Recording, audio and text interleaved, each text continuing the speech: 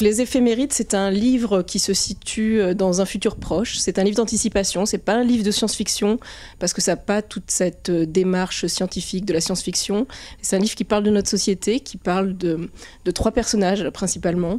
De Tara, une jeune femme un petit peu mystérieuse, on va dire, qui travaille dans un lieu très clos, puisqu'on va s'apercevoir rapidement que c'est une maison close.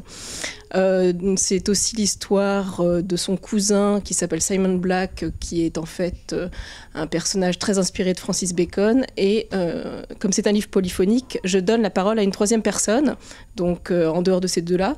Il s'agit de Sophie, une mère de famille qui vit à Paris et qui s'occupe de sa fille dont elle est complètement folle et qui s'en occupe avec beaucoup d'attention et beaucoup de folie. Et en fait, tous ces personnages sont liés les uns aux autres. On le découvrira au fil de l'intrigue. Ils sont liés par des liens amoureux ou des liens familiaux.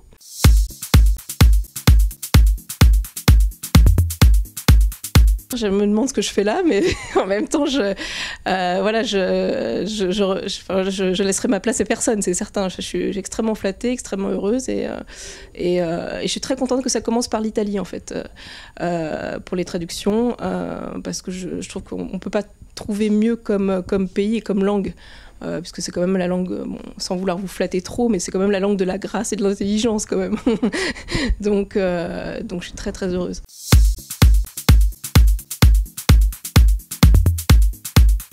Milan, on a envie de savoir ce que c'est, on a envie de connaître, parce que on en entend parler en bien et en mal. C'est drôle, hein, à Paris, on nous dit ils sont pas très sympas, et en même temps, voilà, on entend sans arrêt parler de Milan. Donc, et en même temps, le Duomo, bon, il faut le voir une fois dans sa vie, etc. Donc, non, pour l'instant, je suis ravie et je trouve que c'est vraiment très beau.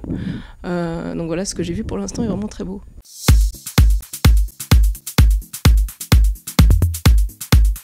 C'est à la fois un pays qui paraît un pays cousin, c'est-à-dire qu'en tant que Français, on ne se sent pas vraiment dépaysé. Et en même temps, il y a cette énergie qui est une énergie, à mon avis, typiquement italienne.